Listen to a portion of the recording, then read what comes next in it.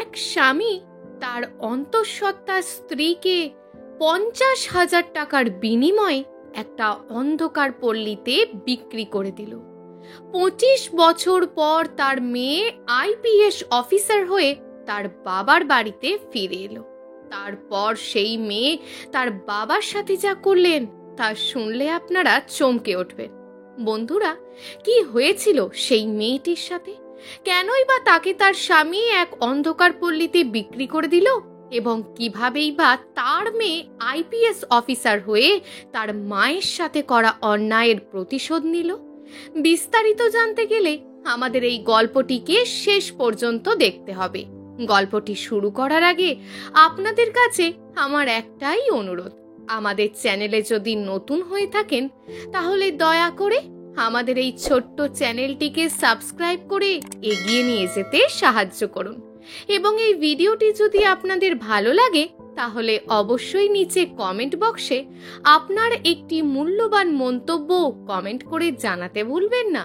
তো চলুন বন্ধুরা, শুরু করা যাক আজকের গল্প। রাজস্থানের একটি ছোট্ট গ্রামে সুরেশ বাবু ও কল্যাণী দেবী নামের এক সদ্য বিবাহিত দম্পতি বাস করতেন। কল্যাণী দেবীর সাথে সুরেশ বাবুর বিয়ে হয়েছে মাত্র 7 মাস আগে। তাদের বিয়েটা পারিবারিকভাবে হলেও কল্যাণী দেবীর এই বিয়েতে খুব একটা সম্মতি ছিল না, কারণ তিনি চেয়েছিলেন পড়াশোনা করে নিজের পায়ে দাঁড়াতে, সমাজের বুকে নিজেকে প্রতিষ্ঠিত করতে। কিন্তু কল্যাণী দেবীর বাবা যখন বললেন, মা রে, এত ভালো সম্বন্ধ বারবার আসে না মা, এই ছেলেকে তুই বিয়ে করলে সারা জীবন অনেক সুখে থাকবি। কল্যাণী দেবী তখন তার বাবার মুখের দিকে তাকিয়ে তার সমস্ত ইচ্ছাকে বিসর্জন দিয়ে বিয়ে করতে রাজি হয়ে গেলেন। সুরেশবাবু তিনি একটি ভালো কোম্পানিতে চাকরি করতেন, সেখান থেকে তিনি ভালো টাকা পারিশ্রমিকও পেতেন। কিন্তু তাদের বিয়ের কয়েক মাস যেতে না যেতেই সুরেশবাবু যেন কেমন একটা পরিবর্তন হয়ে যেতে লাগলেন। তিনি রাত করে বাড়ি ফিরতেন, কখনো কখনো মদ্যপান করতেন। এছাড়াও নানান খারাপ অভ্যাস তার মধ্যে দেখা যেতে লাগলো। প্রথম প্রথম কল্যাণী দেবী তার স্বামীর এই সমস্ত খারাপ অভ্যাসগুলোকে খুব একটা গুরুত্ব দিতেন না, কিন্তু যত দিন যেতে লাগলো তার জীবন যেন অসহ্য হতে লাগলো। যত দিন যেতে লাগলো সুরেশবাবু যেন ততই নেশায় আসক্ত হয়ে যেতে লাগলেন। তিনি রাত্রে নেশা করে বাড়ি ফিরে তার স্ত্রীর গায়ে হাতও তুলতে লাগলেন। তিনি জোর করে তার স্ত্রীর গহনাগুলোকে বিক্রি করে দিয়ে জুয়া খেলতে লাগলেন। কল্যাণী দেবী তার স্বামীর এমন অধঃপতন যেন মেনে নিতে পারছিলেন না, তাই তিনি সিদ্ধান্ত নিলেন যে তিনি তার স্বামীকে ডিভোর্স দিয়ে তার বাবার বাড়ি চলে যাবেন। কিন্তু ঈশ্বর যেন তার জন্য অন্য কিছু লিখে রেখেছিলেন। কল্যাণী দেবী যেদিন বাড়ি ছেড়ে চলে যাবে বলে সিদ্ধান্ত নিলেন, সেদিনকেই তিনি মাথা ঘুরে অজ্ঞান হয়ে ফ্লোরে পড়ে যান।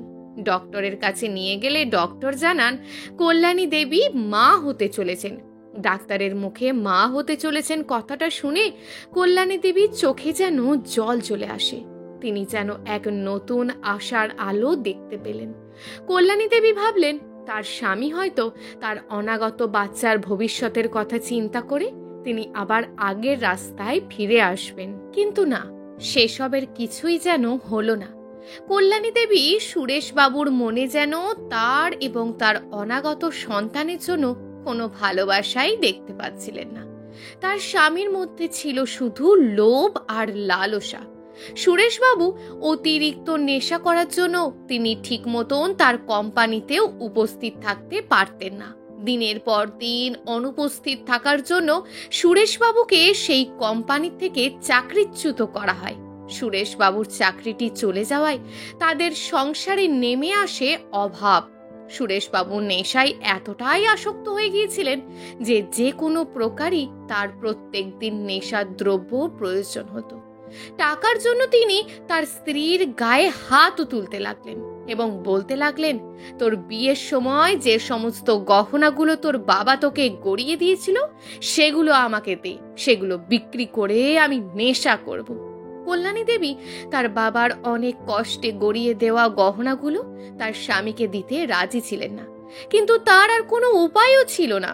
তিনি যদি তার সমস্ত গয়নাগুলো না দিতেন তাহলে তার স্বামী তাকে প্রাণে মেরে ফেলবেন, এবং তিনি যদি মারা যান তাহলে তার অনাগত সন্তানটিও মারা যাবে। তিনি তার সন্তানের কথা চিন্তা করে তার বাবার অনেক কষ্টে গড়িয়ে দেওয়া গহনাগুলো তার স্বামীকে দিয়ে দেন। সেই গহনাগুলো বিক্রি করে সুরেশবাবুর বেশ কয়েকদিনই চলে যায়। গহনা বিক্রির টাকা যখন শেষ হয়ে আসে তখন সুরেশবাবু যেন আরো ক্ষিপ্ত হয়ে ওঠেন। তিনি কল্যাণী দেবীকে বললেন, তুই কোথায় টাকা পাবি আমি তা জানি না, আমার এক্ষুনি টাকা লাগবে, আর তুই যদি টাকা দিতে না পারিস তাহলে তোকে আমি এক্ষুনি এই বাড়ি থেকে বের করে দেব। সেদিন কল্যাণী দেবীর কাছে দেওয়ার মতন কোনো টাকাই ছিল না। টাকা না দিতে পারায় সুরেশবাবু সেদিন কল্যাণী দেবীর ওপর চড়াও হন, তার উপর অত্যাচার শুরু করেন, তাকে মারতে মারতে প্রায় আধমারা করে দেন। কল্যাণী দেবী যখন যন্ত্রণা সহ্য করতে না পেরে অজ্ঞান হয়ে যায় তখন তাকে সুরেশবাবু সেই অবস্থায় ছেড়ে দিয়ে বাড়ি থেকে বেরিয়ে যান। দেখতে দেখতে কল্যাণী দেবীর প্রেগন্যান্সির 7 মাস কেটে যায়। এর কিছুদিন পর কল্যাণী দেবী সুরেশবাবুর মধ্যে একটা পরিবর্তন লক্ষ্য করেন। তিনি খেয়াল করেন সুরেশবাবু তার প্রতি যত্নশীল হয়েছে এবং কখন কি লাগবে না লাগবে সমস্তটাই এখন তিনি খেয়াল রাখছেন। কল্যাণী দেবীও মনে মনে অনেক খুশি হয়। তিনি ভাবেন সুরেশবাবু হয়তো তার অনাগত সন্তানের কথা চিন্তা করে নিজেকে পরিবর্তন করার চেষ্টা করছে, কিন্তু না, সুরেশবাবুর মনে তো তখন অন্য কিছু চলছে।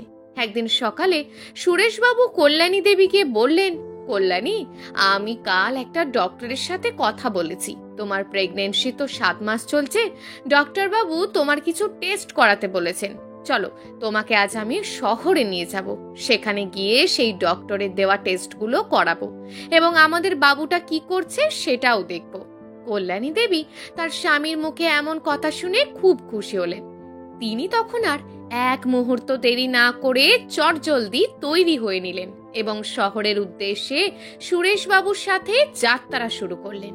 অন্যদিকে সুরেশবাবু নিচে নামতে নামতে এতটাই নিচে নেমে গেলেন যে তিনি তার 7 মাসের অন্তঃসত্ত্বা স্ত্রীকে মাত্র 50,000 টাকার বিনিময়ে সেই শহরের এক দালালের কাছে বিক্রি করে দিলেন।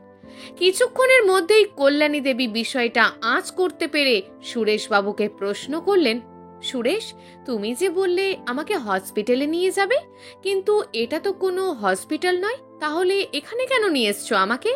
তখন সুরেশবাবু খুব বিশ্রীভাবে হেসে বললেন, আজ থেকে তুই এইখানেই থাকবি, তোকে আমি 50,000 টাকার বিনিময়ে বিক্রি করে দিয়ে গেলাম। এই বলে সুরেশবাবু হাসতে হাসতে সেখান থেকে চলে গেলেন। কল্যাণী দেবী তার স্বামীর মুখে এমন কথা শুনে তিনি যেন হতভম্ব হয়ে গেলেন। তিনি কখনো স্বপ্নেও ভাবতে পারেনি তার স্বামী তার সাথে এত বড় জঘন্যতম কাজ করতে পারে। তিনি যদি ঘুণাক্ষরেও বুঝতে পারতেন তার স্বামী তার সাথে এমন কিছু করবে তাহলে তিনি কোনো দিনই তার স্বামীর ছলে পা দিতেন না। সেই রাতে কল্যাণী দেবীর পৃথিবী যেন সম্পূর্ণরূপে থমকে যায়। তিনি কোনো উপায় না পেয়ে কান্নায় ভেঙে পড়েন। কল্যাণী দেবীকে নিয়ে আসা হয় এক অন্ধকার পল্লীতে। তাকে রাতের জন্য প্রস্তুত করা হয়। সেই শহরের নামকরা ধনী ব্যবসায়ীর রাকেশ চৌধুরীর কল্যাণী দেবীকে দেখে তার খুব পছন্দ হয়ে যায়। রাকেশবাবু তখন কল্যাণী দেবীর জন্য সেই দালালগুলোকে মোটা অঙ্কের টাকা অফার করলেন। টাকা হাতে পেতেই দালালগুলো কল্যাণী দেবীকে সেই রাতের জন্য রাকেশবাবুর রুমে পাঠিয়ে দিলেন। রাকেশবাবু যখন ঘরে ঢুকে দরজা লাগাতে যাবেন ঠিক তখনই কল্যাণী দেবী দৌড়ে এসে রাকেশবাবুর পায়ে পড়ে গেলেন এবং কাঁদতে কাঁদতে বলতে লাগলেন, স্যার, আমাকে বাঁচান, দয়া করে আমার সাথে এত বড় অন্যায় করবেন না। স্যার, আমি 7 মাসের অন্তঃসত্ত্বা, আমার পেটে একটি ছোট্ট প্রাণ বেড়ে উঠছে, দয়া করে আমার এবং আমার সন্তানের কোনো ক্ষতি করবেন না, আমি আপনার দুটি পায়ে পড়ি। রাকেশবাবু তখন কল্যাণী দেবীকে দেখে খুব মায়া হয়। তিনি তখন তাকে জিজ্ঞেস করেন, আপনাকে দেখে তো মনে হচ্ছে না যে আপনি এই ধরনের কাজ করেন, তাহলে আপনি এখানে কি করছেন আর কেনই বা এখানে পড়ে আছেন? কল্যাণী দেবী তখন কাঁদতে কাঁদতে রাকেশবাবুকে তার জীবনে ঘটে যাওয়া সমস্ত খারাপ ঘটনা খুলে বলেন।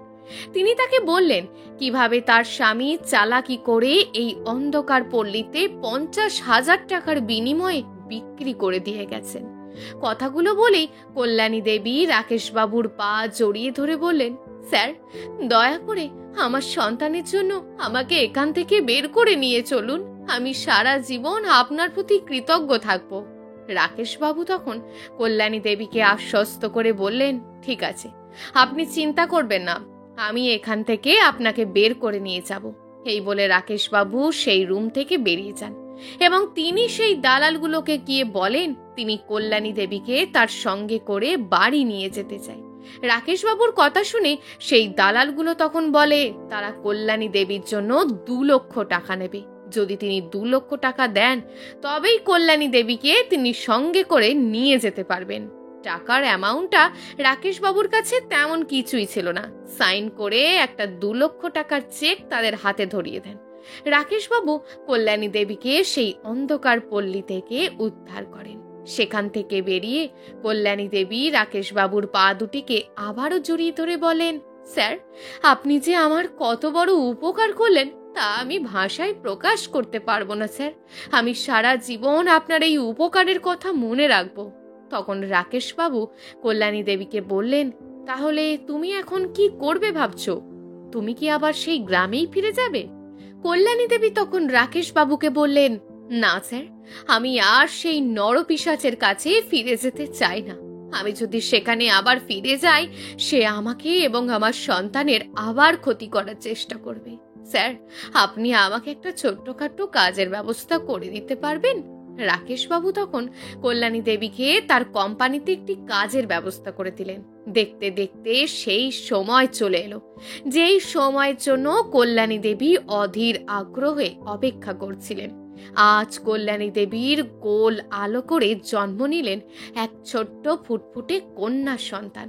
কল্যাণী দেবী তার ছোট্ট ফুটফুটে কন্যা সন্তানের নাম রাখলেন নন্দিনী। নন্দিনী জন্মানোর 5 মাসের মধ্যেই কল্যাণী দেবী সেই কোম্পানিতে একটি উঁচু পোস্টে প্রমোশন পেয়ে যান। কল্যাণী দেবী তখন একটি ছোট্ট ঘর ভাড়া নেন এবং সেখানে তিনি তার মেয়েকে নিয়ে জীবন সংগ্রাম শুরু করে দেন।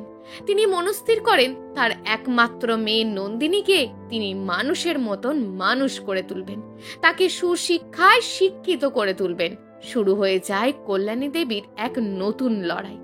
নন্দিনী যখন মাত্র 3 বছর বয়স তখনই তিনি প্রথমবারের জন্য তার মায়ের কাছে প্রশ্ন করে বসেন, মা, আমার বাবা কোথায়? সেদিনই কল্যাণী দেবী তার ছোট্ট নন্দিনীকে জড়িয়ে ধরে কাঁদতে কাঁদতে বলেছিলেন, মা রে, তোর বাবা আছে কিন্তু সে আমাদের ভালোবাসে না রে মা, তাই তো তোকে নিয়ে আমি একাই জীবন পার করছি। আমি তোর বাবা, আমি তোর মা রে সোনা। এই ছোট্ট নন্দিনীর মাথায় এত কিছু তখন না ঢুকলেও সে এইটুকু বুঝতে পারতো যে তার বাবা তাদেরকে ভালোবাসে না। নন্দিনী ছোট থেকেই ছিল খুব বুদ্ধিমতী ও স্পষ্টভাষী একজন মেয়ে। ছোট থেকেই তার মধ্যে ছিল অন্যায়ের বিরুদ্ধে রুখে দাঁড়ানোর এক অদম্য সাহস। নন্দিনী যখন স্কুলে পড়াশোনা করত তখন যদি তার কোনো বন্ধুকে কেউ অন্যায়ভাবে কিছু বলতো তখন নন্দিনী তার সেই বন্ধুর সাথে করা অন্যায়ের বিরুদ্ধে রুখে দাঁড়াতো। তার এমন সাহস থেকে তার স্কুলের সকল শিক্ষকরা তাদের সাহসিকতায় বাহবা দিতেন। অন্যদিকে কল্যাণী দেবীও তার মেয়ের পথ চলার সঙ্গী ছিলেন। তিনি দিন রাত কঠোর পরিশ্রম করে তার মেয়ের পড়াশোনার খরচ চালিয়ে গেলেন। নন্দিনীর ছোট থেকেই স্বপ্ন ছিল তিনি বড় হয়ে মস্ত পুলিশ অফিসার হবেন। তিনি পুলিশ অফিসার হয়ে সমাজের সেই সমস্ত অন্ধকার কোণগুলোকে আলোকিত করবেন যেখানে তার মাকে একসময় ফেলে রেখে দেওয়া হয়েছিল। নন্দিনী তার স্বপ্নকে সত্যি করার জন্য শুরু করে দিল কঠোর প্রস্তুতি। মাধ্যমিক পরীক্ষায় নন্দিনী খুব ভালো ফল করলেন। উচ্চ মাধ্যমিক পরীক্ষাতেও নন্দিনী তার জেলায় প্রথম হয়ে সকলের নজর কাড়লেন। এরপর তিনি কলেজ জীবন শেষ করে শুরু করে দিলেন ইউপিএসসি এক্সামের জন্য কঠোর পরিশ্রম।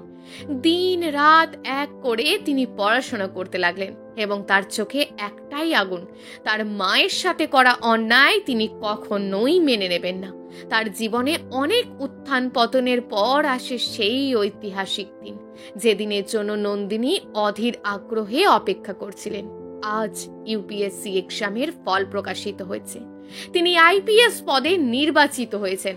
সারা ভারতবর্ষের র্যাঙ্ক ভালো হওয়ার জন্য তার প্রথম পোস্টিং হয় তার নিজের রাজ্যেই।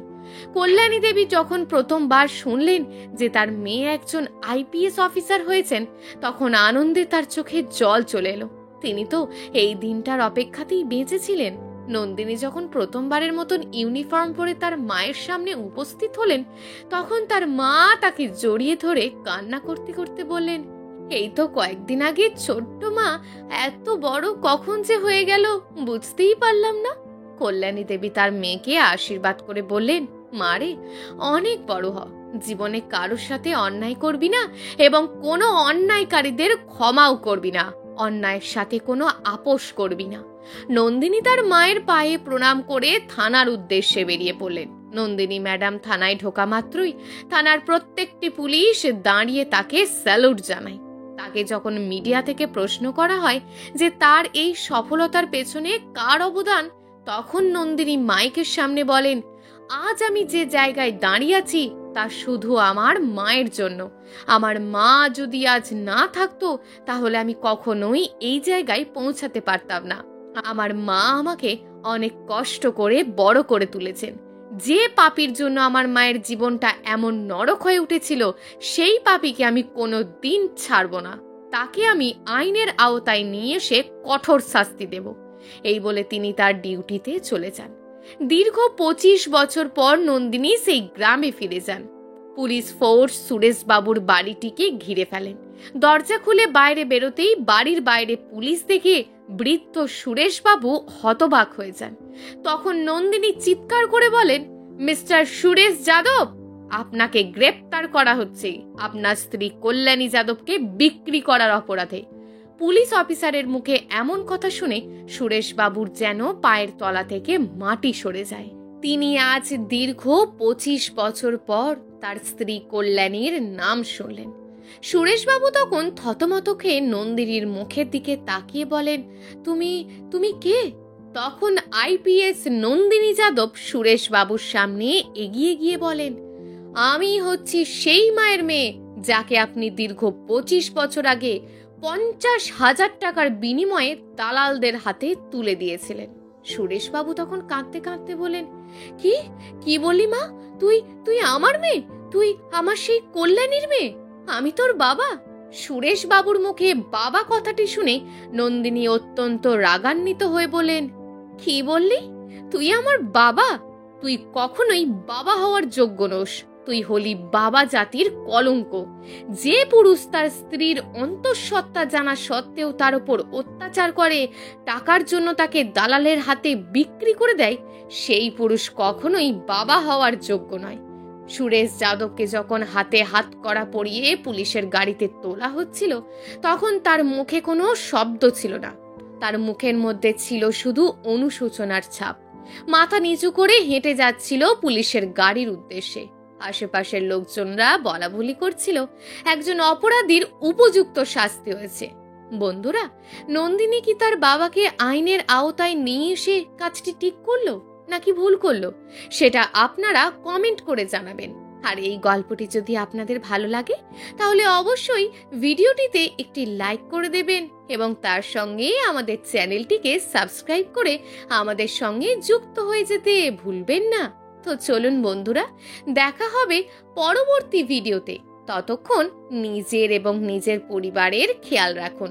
ধন্যবাদ।